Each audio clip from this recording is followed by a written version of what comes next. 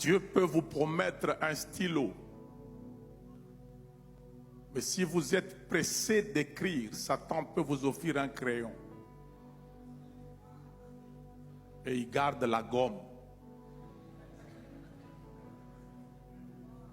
Et pourquoi il fait ça? Parce que il sait que tout ce qui vous intéresse, c'est le fait qu'on vous voie écrire.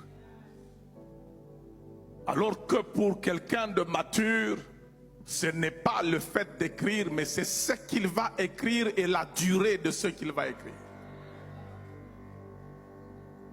Et plusieurs ministres de Dieu, au début du ministère, surtout dans la génération montante, connaissent ou tombent dans ce piège-là de la précipitation. Parce que ce qui les intéresse, c'est la visibilité.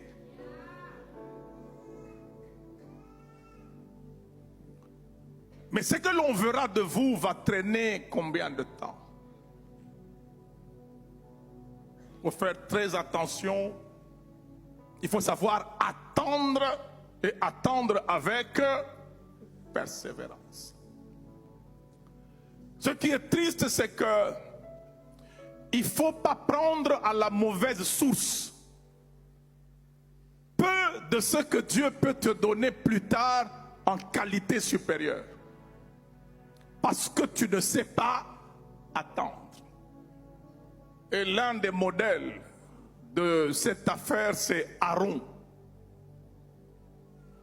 Il a pris l'or par idolâtrie parce qu'ils n'ont pas pu attendre Moïse, alors que le sacerdoce le prévoyait dans l'environnement de l'or.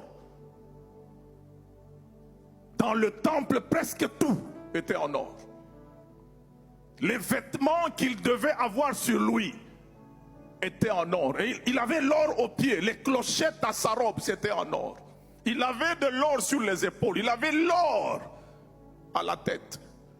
Tout ça était prévu dans son parcours, mais il est allé se compromettre à fabriquer un veau qu'il fallait adorer.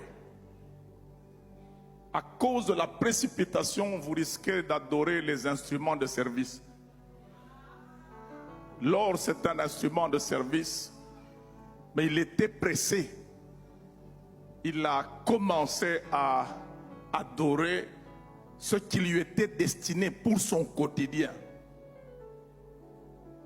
Et plusieurs sont tombés dans ce piège-là, adorateurs de dons,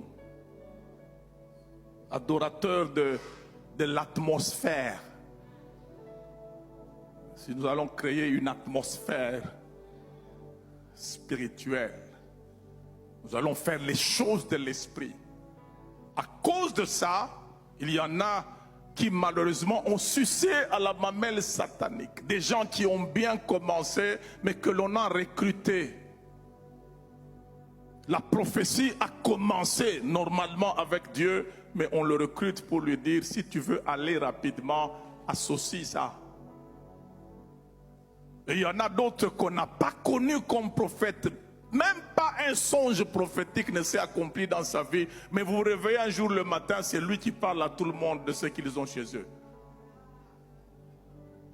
Recruté et initié dans la divination.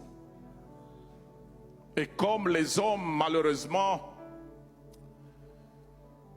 accablés par des problèmes,